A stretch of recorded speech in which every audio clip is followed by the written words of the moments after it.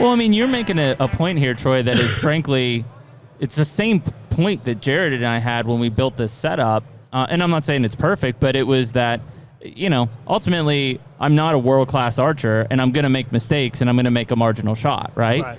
And so my solution and Jared's solution was, let's cut a big hole on entry and follow blood. Yours is, I just want to make sure it hits dirt on the other side, and it's probably going to kill. And let's talk about the same critter. Like, you're shooting pigs, which I think if we were doing that, we'd also be shooting those 6 blades. Yeah, you're not shooting under 600 grains going to my place. Yeah. I will hand you my arrows. Yeah. Because what happens to people, inevitably, is one of my big ones comes out. Mm-hmm. And I've had this happen twice last year. Bonk. Yep. With fixed blades. They just hit something hard. Interesting. And they stop. So where would we, if we're just whitetail guys primarily, because that's what we are, and let's say we're shooting 40 and in, I mean, what's a sweet spot there for arrow weight? I would have you at 550. All I would do is load the front. I would not shoot a full metal jacket. Right. I would shoot a light carbon. You're shooting victories. Yep. Yeah, those are great. The outsert systems are great. They're good stuff. Yep. That's what we're shooting. I would shoot 550. Remember what I said, 500 to 550. And to do that, we're limiting range, and we're okay with that. You're still going to be able to shoot them 60. Open your pins up a little bit. They're going to fly. They're not going to slow down as fast. Well, and see what we know. So you're still going to have your 60-yard shot. What we noticed too is, and you and I talked about this when we first got into FOC, and given we're not Darrel, so we're just trying to do our best and understand FOC. Yeah. The moment we embraced FOC, I remember shooting the first few arrows out of this, and I'm like, holy shit, that flies great. This buck right here is one of the main reasons why you got to do this that we started considering this. This is a big, we think 10.5-year-old Kansas whitetail that Jeremy stuck in the shoulder with our lightweight setups before we started doing anything. I'm planning for that and break him. And so that's what got us on this course. And I hate seeing that. This story. Hey, not as much as we do. It's the same story I had with the big hogs, right? Yeah. I killed a Pope and Young deer 15 years ago, and I don't care to kill another one.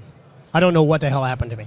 I caught a 9.5-foot tiger shark in the surf after doing it for 15 years, and I don't care to catch a 14-footer. I just am weird. I am currently going to catch a 10-pound bass and a 30-inch speckled trout. That's my current problem. And then you move life, on. And then I'll move on. What about hogs? But I love shooting them. Well, I mean, the world needs you to shoot them. They need it, right. So this deer is the same story of my pigs. Mm-hmm. You kill the 4 points. Yeah. You kill the cull bucks. Yeah. Your does always get hit right for some reason. Yeah. This guy doesn't get hit right. No. That's the deer I'm planning for you to have a chance to shatter. Well, and I guarantee with the setup you're talking about, I probably would have killed that deer. Was the broadhead in him when you got him? Or is this a shed? That's a shed. Oh, he's still out there. It went right into the knuckle. Low. Right into the knuckle. We saw him the next year. He got mangled. Leg back, and I mean, I just... Yeah, so Aaron Warburton cut the humerus ball in half 2 years ago on one that was a big... Was that Iowa buck? Mm-hmm. The one that was kind of quarter in two or whatever? Yep. Hit a stick, redirected, hit the humerus ball, split it, and went to the other side. Called a tracking dog because he thought it was going to be so far. He texted me. He sent me that video after he shot that deer, and he said, "What do you think?"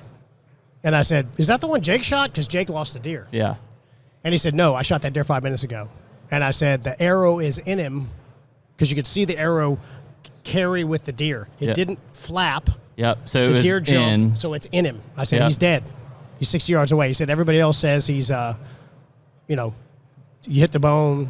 Yeah. I mean, you're shooting 630 grains in a single bevel, bud.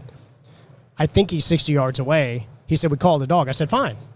Right? They know not to go in. Don't stomp around. Don't confuse the dog. They backed out. We talked to Shane last week. So I was like, great. I mean, why not? Yeah. Right? If you watch the video of his hunt, the dog comes out and you see it go like this. It's already got the deer because the wind's blowing uphill. The deer went downhill. You see the dog. They ended up getting that deer? Yeah, it literally was like right over the edge. Okay. They looked and it was right there. Gotcha. And that's why Warbs, he shot completely through an elk full length too. And so he's kind of sold on the stuff.